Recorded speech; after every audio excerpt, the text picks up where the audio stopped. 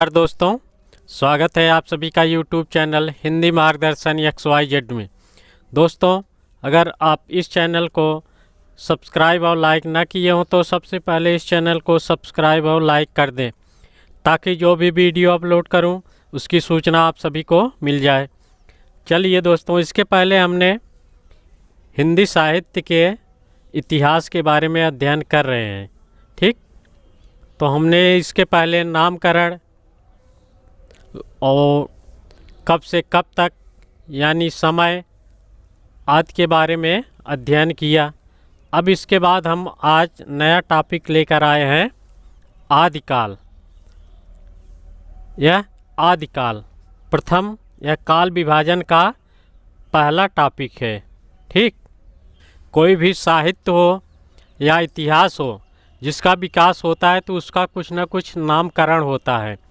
तो आदिकाल नाम कैसे पड़ा या वीर गाथा काल नाम कैसे पड़ा, इसके बारे में हम अध्ययन करेंगे। विभिन्न विद्वानों द्वारा दिया गया नाम यानी जो काल विभाजन हुआ है, आदिकाल, भक्तिकाल, रीतकाल, आधुनिक काल। ठीक, कैसे नाम पड़ा, किस विद्वान ने क्या नाम दिया, उसके बारे में अध्ययन करेंगे। तो आदिकाल यह काल सबसे विवादित काल था। इसके नामकरण, समय आदि पर सबसे विवादित काल यही माना जाता है। अगर प्रश्न पूछा जाए कि सबसे विवादित काल कौन सा है तो क्या लगाएंगे हम? आदिकाल। ठीक, अब यह आदिकाल नामकरण कैसे हुआ तो इसका सर्वप्रथम इसका हम नामकरण देखेंगे। ठीक, देख लेते हैं हिंदी साहित्य का विकास किस तरह हुआ, किस भाषा में हुआ। तो पहले जो है संस्कृत आई, पहला संस्कृत, फिर दूसरा पाली, तीसरा प्राकृत, चौथा अपभ्रंश,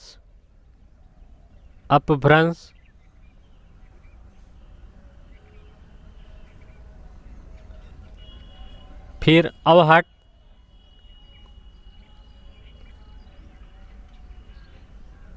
इसके बाद हिंदी।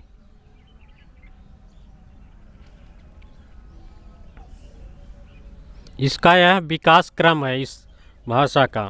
पहले प्राचीन काल में संस्कृत बोली जाती थी और लिखी भी जाती थी। फिर उसके बाद पाली आई यानी बौद्ध साहित्य लिखा गया। फिर प्राकृत यानी जैन साहित्य लिखा गया। फिर अपभ्रंश, इनमें आदिकाल का विकास हुआ है। तो कुछ लोग अपभ्रंश को ही आदिकाल की भाषा मानते हैं, कुछ और मानते हैं। ठीक, इसके बाद कुछ समय के लिए अवहट्ट आई, तो फिर इसके बाद उसका विकास हुआ तो हिंदी में परिवर्तित हो गई। तो संस्कृत का समय 1500 ईसा पूर्व से 500, 1500 से 500 ईसा पूर्व। पाली का 500 से 500 ईसा पूर्व से 1 ईस्वी तक, 1 ईस्वी। ठीक, इसके बाद प्राकृत का 1 से 500 ईस्वी तक, 1 ईस्वी से 500 ईस्वी तक। फिर अपभ्रंश 500 ईस्वी से 1000 ईस्वी से 1000 ईस्वी तक। इसी के बीच में अवहट्ट आई 1000 से 1100 ईस्वी तक। फिर हिंदी का विकास हुआ। तो किस विद्वान ने अपभ्रंश को या पुरानी हिंदी माना है या अन्य भाषा माना है, तो इसके बारे में हम थोड़ा सा जान लेते हैं। तो सबसे पहले चंद्रधर शर्मा गुलेरी।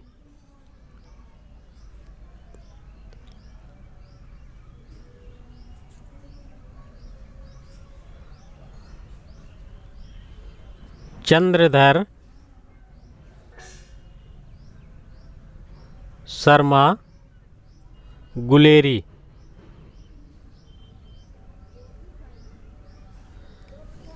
इन्होंने सर्वप्रथम नागरी प्रचारिणी पत्रिका में, किसमें? नागरी प्रचारिणी पत्रिका, नागरी प्रचारिणी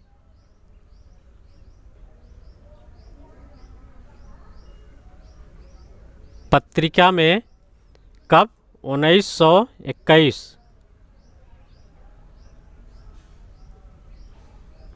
ईस्वी में पुरानी हिंदी शीर्षक से एक लेख लिखा। यानी पुरानी हिंदी किसने कहा? चंद्रधर शर्मा गुलेरी। पुरानी हिंदी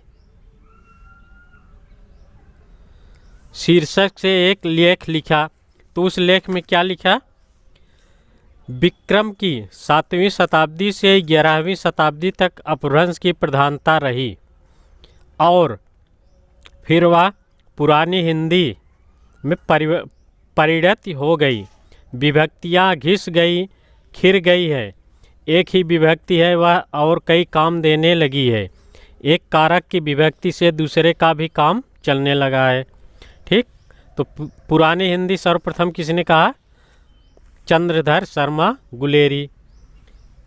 फिर परवर्ती या उत्तर अपभ्रंश को, यानी अपभ्रंश को दो भागों में बांटा, पुरानी अपभ्रंश और परवर्ती या उत्तर अपभ्रंश को। तो इसने परवर्ती या उत्तर अपभ्रंश को पुरानी हिंदी माना। उन्होंने कहा पुरानी अपभ्रंश संस्कृत और प्राकृत से मिलती है और पिछली पुरानी हिंदी से भी। ठीक, अब इसके बाद अगले कवि लेते हैं या लेखक रामचंद्र शुक्ल।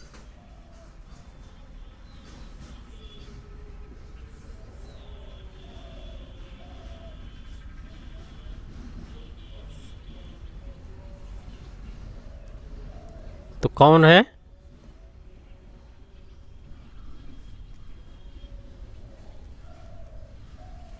रामचंद्र शुक्ल।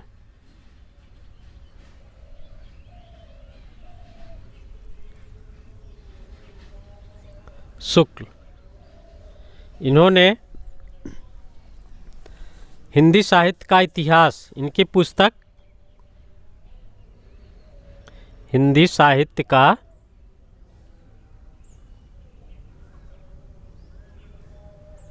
इतिहास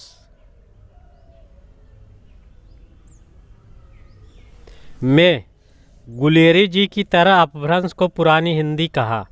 ठीक, चंद्रधर शर्मा गुलेरी, फिर उसके बाद रामचंद्र शुक्ल ने भी पुरानी हिंदी कहा। उनका कथन है आदिकाल के भीतर अपभ्रंश की रचनाएं भी ले ली गई हैं क्योंकि वे सदा से भाषा काव्य के अंतर्गत ही मानी जाती रही है। वे अपभ्रंश को अपभ्रंश या पुरानी हिंदी अथवा प्राकृताभास कहते हैं। इन्होंने अपभ्रंश को अपभ्रंश या पुरानी हिंदी या प्राकृताभास कहा। तो फिर एक कथन है, शुक्ल ने कहा सिद्धों की उद्धत रचनाओं की भाषा देश भाषा मिश्रित है। अपभ्रंश अर्थात पुरानी हिंदी की काव्य भाषा है। मुख्यतः इन्होंने कढ़प्पा का नाम लिया, इसके आगे हम देखेंगे। फिर एक इन्होंने इनके अनुसार अपभ्रंश नाम सबसे पहले अपभ्रंश का नाम अपभ्रंश नाम सबसे पहले बल्लभी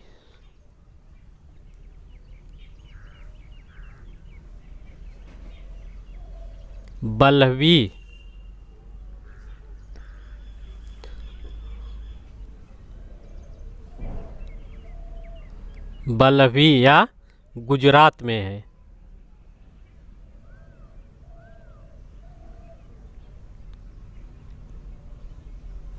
गुजरात में है कि राजा धारसेन द्वितीय के शिलालेख में मिलता है। इनके अनुसार अपभ्रंश नाम सबसे पहले बल्लभी जो गुजरात में है कि राजा वहाँ के राजा धारसेन द्वितीय के शिलालेख से मिलता है।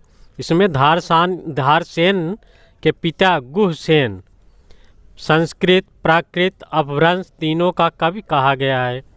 यानी धारसेन के पिता जो थे वे संस्कृत प्राकृत अपभ्रंश तीनों के ज्ञाता थे या कवि थे।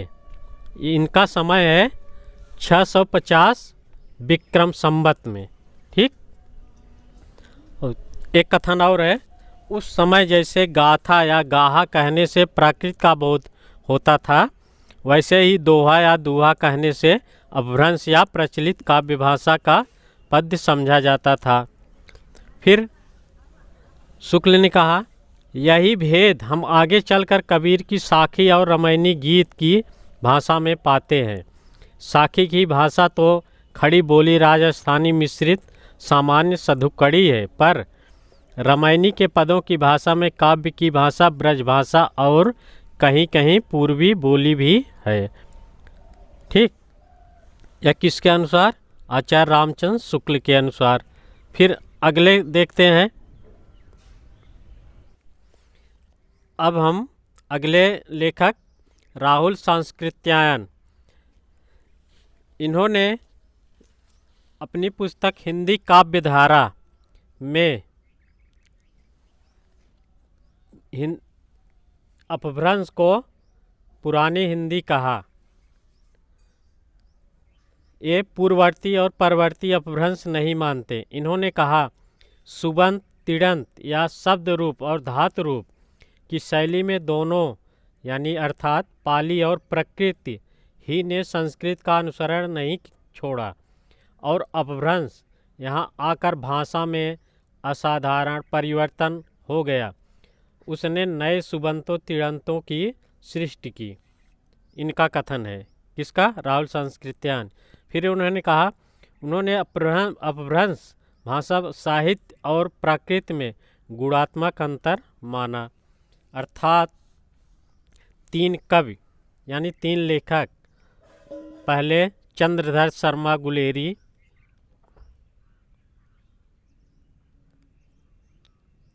चंद्रधर शर्मा गुलेरी,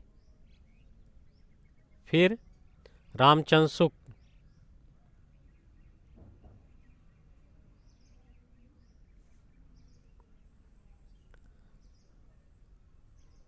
रामचंद्र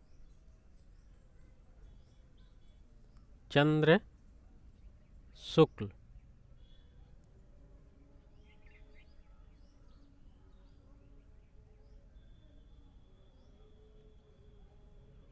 ठीक। तीनों ने अपभ्रंश को पुरानी हिंदी कहा। तीनों ने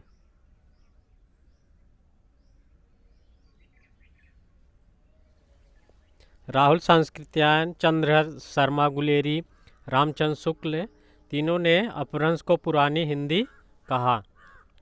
प्रश्न पूछा गया है कि अपभ्रंश को यानी उत्तर अपभ्रंश को पुरानी हिंदी किसने माना? तो किसने माना? सर्वप्रथम चंद्रधर शर्मा गुलेरी ने। ठीक। अब इसके बाद हम हजारी प्रसाद द्विवेदी ने अपभ्रंश को पुरानी हिंदी नहीं माना। इन्होंने उपलब्ध रचनाओं के 2 श्रेणियों में बांटा। पहला, जैन प्रभावान संपन्न परिनिष्ठित साहित्यिक अपभ्रंश की रचनाएं। फिर मूल रूप से अत्यंत भिन्न बनी हुई लोक भाषा की रचनाएं। इन्होंने 2 भागों में बांटा। फिर रामविलास शर्मा कहते हैं कि आधुनिक आर्य भाषाओं को अपभ्रंश से निकला हुआ नहीं मानते। रामविलास शर्मा भी अपभ्रंश से निकला हुआ आधुनिक भाषा आर्य भाषा को नहीं मानते। ये संस्कृत से प्राकृत से अपभ्रंश से आधुनिक आर्य भाषा का विकास को भी नहीं मानते। इन्होंने आर्य भाषा का विकास कृत्रिम माना। ठीक। इन्होंने आर्य भाषा का विकास कृत्रिम माना। अब हम नामकरण के बारे में देखेंगे। सर्वप्रथम आचार्य रामचंद्र शुक्ल के बारे में देखते हैं। तीनों ने सर्वप्रथम वीर गाथा काल नाम दिया, यानी वीर गाथाओं के आधार पर। तो कब से कब तक? शुक्ल।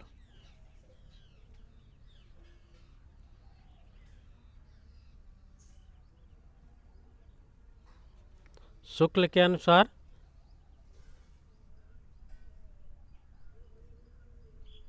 वीर गाथा काल कब से?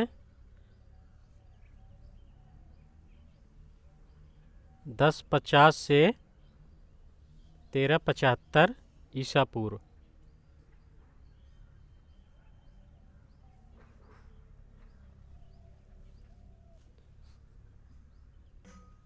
ईसा पूर्व, ठीक। कब से? 1050 से 1375 ईसा पूर्व। तो ये नाम किसने दिया? आचार्य रामचंद्र शुक्ल ने। क्या कहा? वीर गाथा काल। अब किस आधार पर दिया? शुक्ल ने 12 ग्रंथों के आधार पर आदिकाल का नामकरण किया। 12 ग्रंथ। तो 12 ग्रंथ कौन है देख लेते हैं। अपभ्रंश भाषा में, अपभ्रंश में लिखा गया 4 ग्रंथ हैं। पहला विजयपाल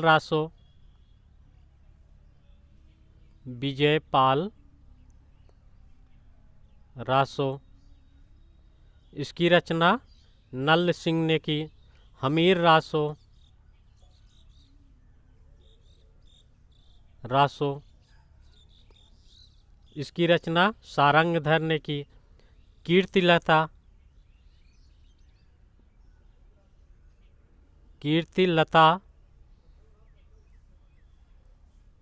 और कीर्ति पताका, तो इन दोनों की रचना विद्यापति ने की। तो ये 4 अपभ्रंश भाषा में। फिर इसके बाद 8 ग्रंथ है ना, तो 4 अपभ्रंश भाषा में, फिर 8 जो है वह देश भाषा में रचित हैं। तो वो कौन कौन से? 8 खुमान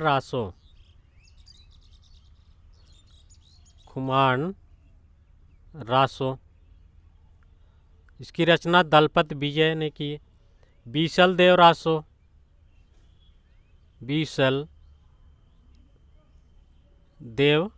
रासो, इसकी रचना नरपति नाल।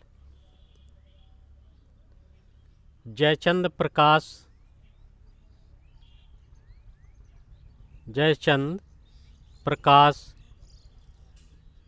फिर जयमयंक जसचंद्रिका,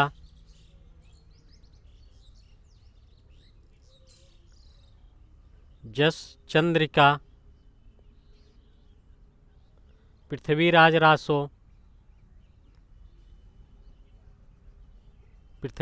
रासो, परमाल रासो, खुसरो की पहेलियाँ और विद्यापति पदावली। तो 8 ए हैं और 4 अपभ्रंश भाषाओं, तो सब मिला के 12 ग्रंथों के आधार पर शुक्ल ने आदिकाल को वीर गाथा नाम दिया। यहाँ ध्यान दीजिएगा, वीर गाथा काल नाम किसने दिया? शुक्ल ने। फिर अगला जॉर्ज ग्रियर्सन।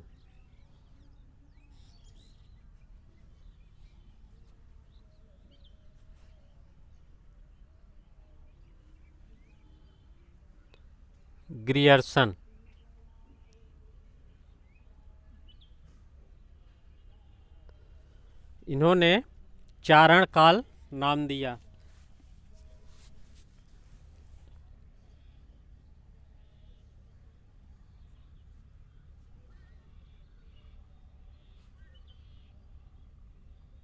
चारण काल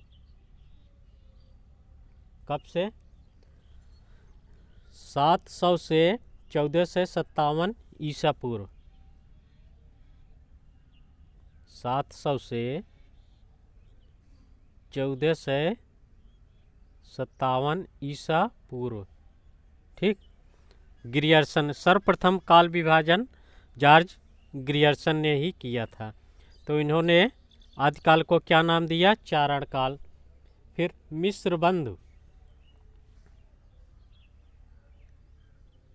मिस्र बंधु ने आरंभिक काल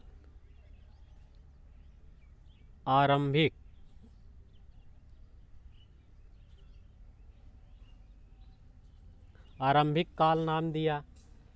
तो कब से कब? 700 से 1444 ईसा पूर्व।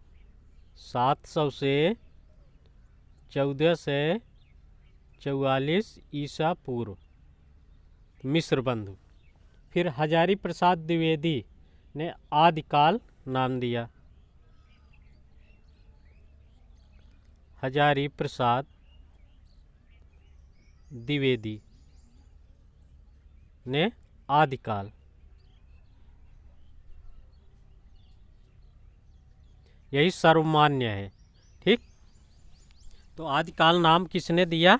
हजारी प्रसाद द्विवेदी ने। यही सर्वमान्य मत है। तो ये कब से कब है? 1000 से 1400 ईस्वी। 1000 से 1400 ईस्वी तक। ठीक। हजारी प्रसाद का सर्वमान्य आदिकाल नाम है। फिर रमाशंकर शुक्ल रसाल, इसके आगे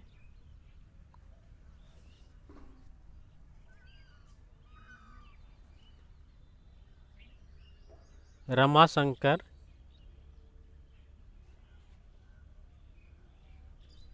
शुक्ल रसाल, इनके अनुसार दिया गया नाम जय काव्य या अंधकाल। जय काव्य,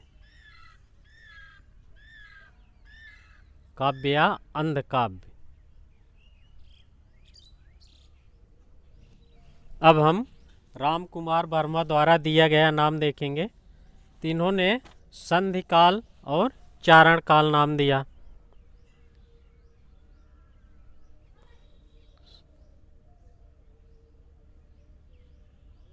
संधि काल और चारण काल।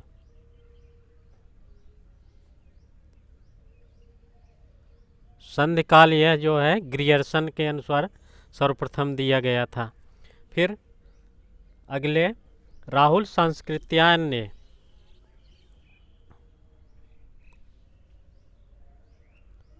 राहुल सांकृत्यायन क्या नाम दिया? सिद्ध सामंत काल। सिद्ध सामंत काल किसने दिया? राहुल सांस्कृत्यायन ने। फिर विश्वनाथ प्रसाद मिश्र ने वीर काल। विश्वनाथ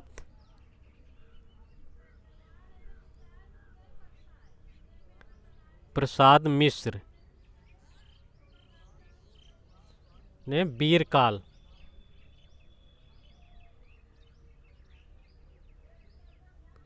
वीर काल नाम दिया। फिर अगला महावीर प्रसाद द्विवेदी।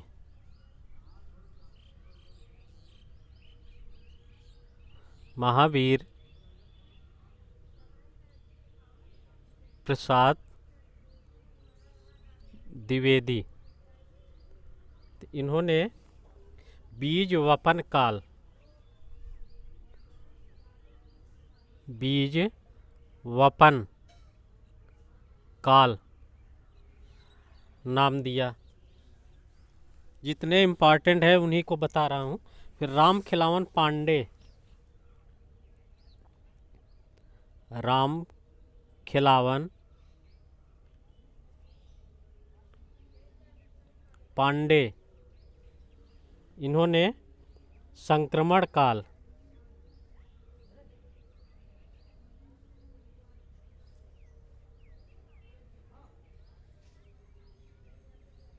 संक्रमण काल,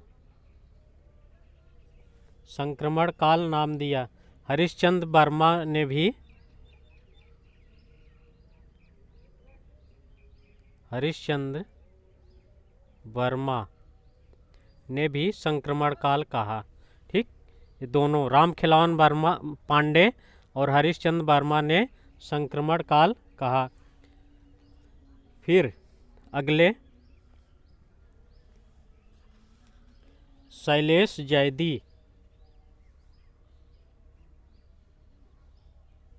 शैलेश जैदी ने आविर्भाव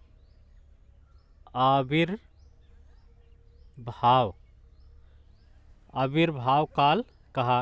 फिर चंद्रधर शर्मा गुलेरी इसके पहले बता चुके हैं, पुरानी हिंदी या अपभ्रंश काल। फिर मोहन अवस्थी ने आदिकाल का नाम क्या रखा? आधार काल।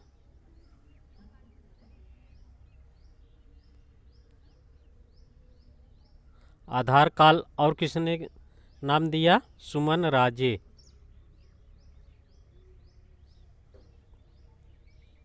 महिला लेखिका है सुमन राजे, दो लोगों ने।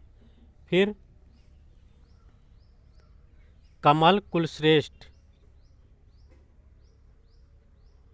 कमल कुलश्रेष्ठ द्वारा दिया गया नाम अंधकार काल, अंधकार काल। इसको त्रिलोचन पांडे ने भी कहा, त्रिलोचन ने भी अंधकार काल कहा। फिर धीरेन्द्र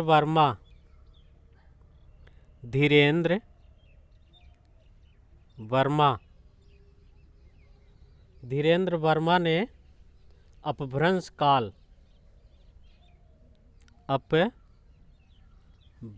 काल, इसे गुलेरी, चंद्रधर शर्मा गुलेरी ने भी कहा था। फिर श्याम सुंदर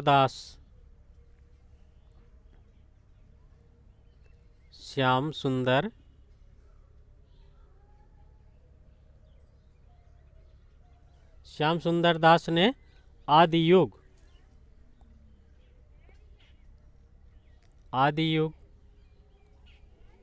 या वीरगाथा युग या अपभ्रंश काल।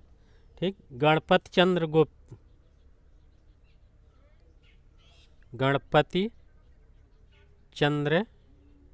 गुप्त ने प्रारंभिक काल या उन्मेष काल या शून्य काल नाम दिया। प्रारंभिक काल या उन्मेष काल या शून्य काल। फिर बच्चन सिंह द्वारा दिया गया नाम अपभ्रंश काल या जाति साहित्य, अपभ्रंश काल या जाति साहित्य।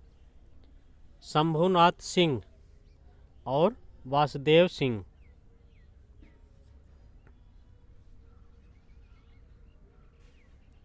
शंभुनाथ सिंह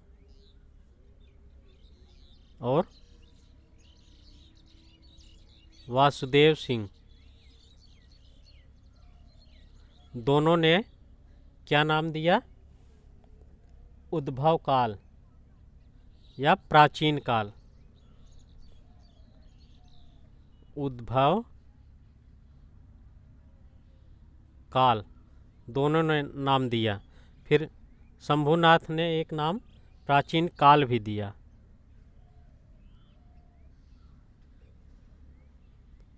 प्राचीन काल। ठीक,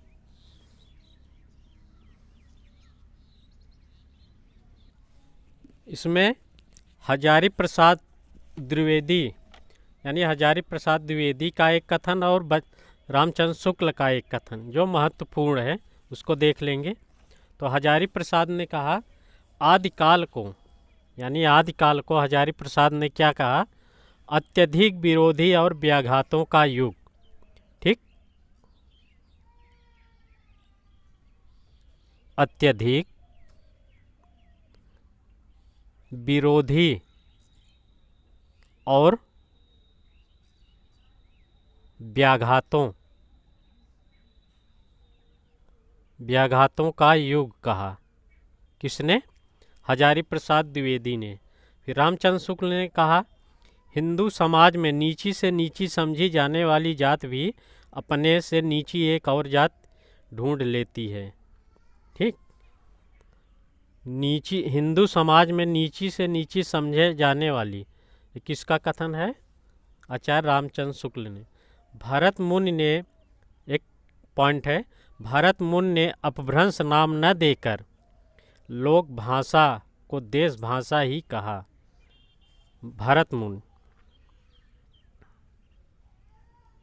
संस्कृत के विद्वान भरत मुनि ने अपभ्रंश नाम न देकर लोक भाषा को क्या कहा? देश भाषा।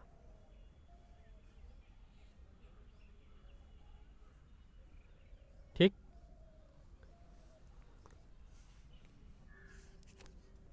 अब हम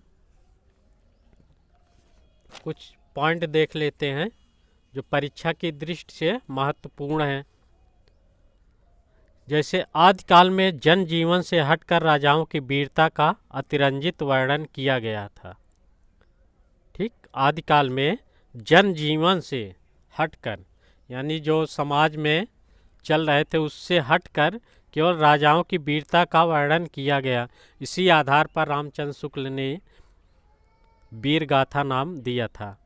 फिर अपभ्रंश शब्द का सबसे पहले उल्लेख, अपभ्रंश शब्द का सबसे पहले उल्लेख पतंजलि ने अष्टाध्यायी पर महाभाष्य लिखा, तो उसमें सबसे पहले अपभ्रंश शब्द का प्रयोग किया। यानी अवहट्ट में शिक्षा शब्द के लिए शिक्षा रूप मिलता है। ये इम्पॉर्टेंट है सब पॉइंट। अवहट्ट में, अवहट्ट में जैसे शिक्षा है तो उसके लिए क्या शब्द मिलता है? शिक्षा। ठीक,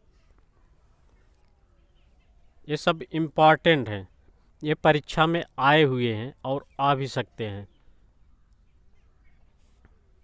ठीक, शुक्ल, इन्होंने आदिकाल को अनिर्दिष्ट लोक प्रवृत्ति का युग कहा। शुक्ल ने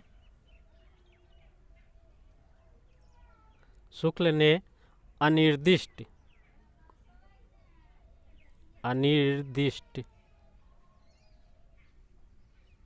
लोक प्रवृत्ति